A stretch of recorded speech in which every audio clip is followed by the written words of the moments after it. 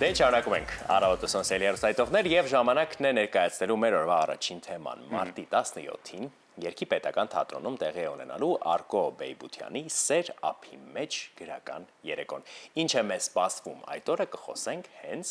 Արկոյի հետ։ Այո, բարի լույս։ Բարի լույս է Արկո։ Իդեպ Արկո Բեյբությանը պրոֆեսիոնալ պարող է ու հետաքրքիր կլինի իմանալ, թե ինչպես ստացվեց, որ պրոֆեսիոնալ պարողը մեզ գրական երեկո է ներկայացնելու մարտի 17-ին։ Ասեմ, որ պարարվեստը եղել է իմ կյանքի ամենամեծ շրջանում մինչև հիմա կա, բայց պոեզիան միշտ եղել է այն փոքրիկ մասը, որ միշտ ցանկացել եմ լինի։ Ժամանակի առումով չի ստացվել, հետո վերջերս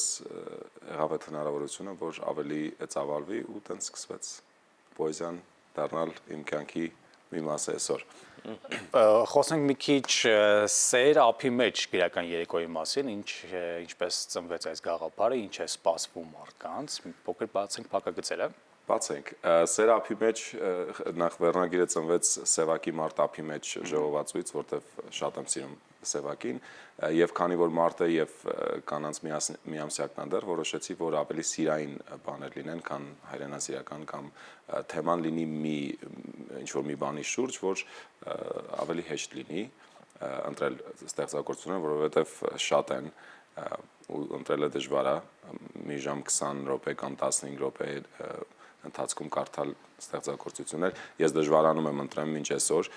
որովհետև բացի մեր դասական ստեղծագործություններից կան նաև ժամանակակից ստեղծագործողների գործեր, որոնց հետ ծանոթացել եմ սոցցանցերում վերջերս եւ ունեն շատ հետաքրքիր գործեր,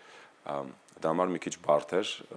ավելի կողմնորոշվեցինք, որ մնա սիրո թեմայի մեջ։ Կենթանի երաժշտության ուղեկցությամբ է գրական երեկոն լինելու, ովքեր են լինելու ձեզ հետ այդ օրը բեմում։ Ունենք Սկերծո Լարային Քարյակ եւ Դանարա Մուտեևան Դաշնամուր։ Դասական մեղեդիների ներքո է։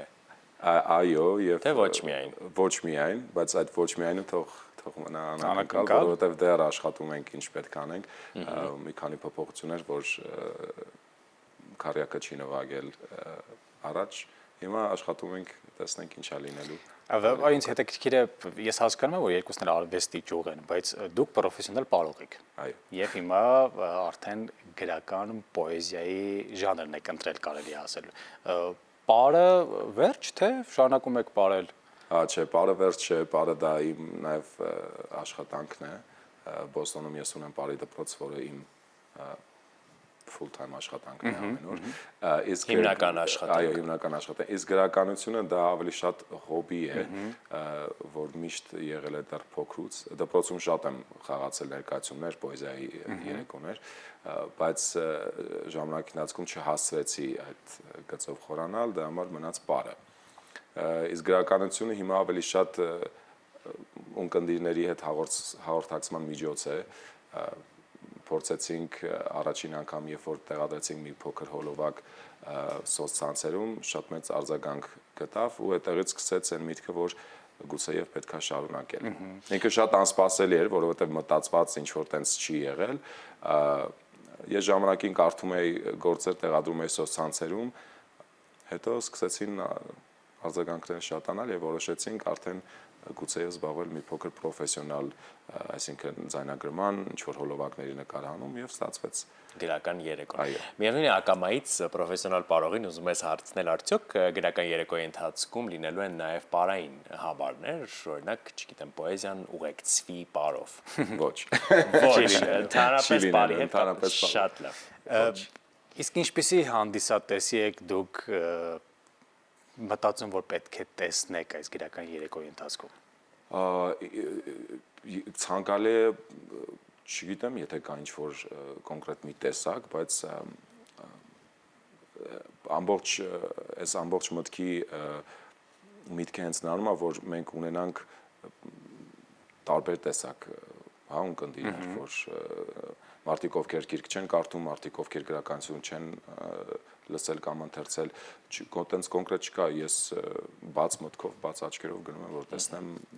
հանդիսատես, որը ուղղակի եկել է լսի պոեզիա։ Քանի որ վստահ եմ հեռուստատողներին կհետաքրքրի ամեն դեպքում ինչ հեղինակների եք ընթերցելու, այս առումով էլ մանրամասնենք դասականներից ովքեր են լինելու։ Սևակ կա։ Իհարկե, Սևակ երևի թե 40%-ն է լինելու երեկոյի։ Համոսայան, Սիլվա Կապուտիկյան, Պարուր Սևակ, Ավետիք Իսահակյան։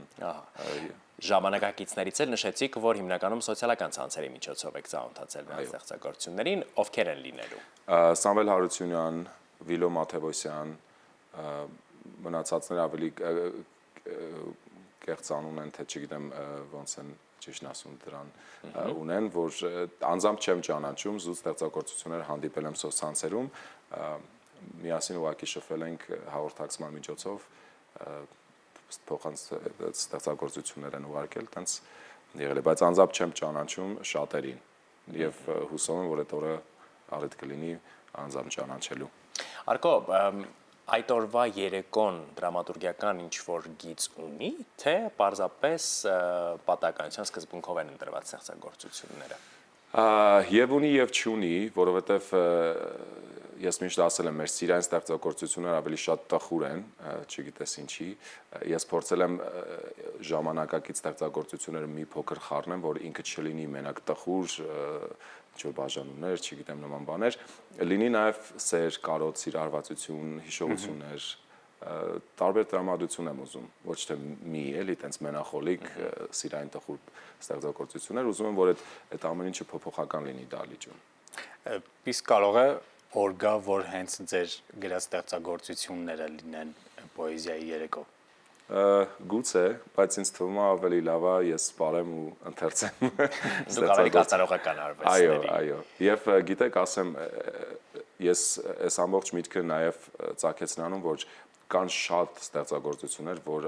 առհասարակ չի հասնում մարդկանց, որովհետև եթե չգիտեն մանավանդ նոր սկսնակ ստեղծագործողներին, հնարավորություն չունեն ընթերցելու։ Հենց այդ եմ ես ավելի շատ նաև ուզում, որ գիտեք, կյանքը զբաղված է հիմա շատ կարդալ գրքեր, ես հասկանում եմ, որ առաջվա նման չեն, դրա համար գոնե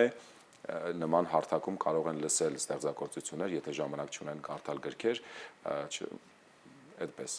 Բայց ես չէ, եկեք ես սպառեմ ու գոնե կարդամ։ Ամեն դեպքում լավ է, որ կա եւս մեկ հարթակ, որի օգնությամբ մարդիկ բացահայտելու են նոր բանաստեղծների, գուցե իրենց համար նաեւ, եւ վստահ եմ գրական երեկոները մեզ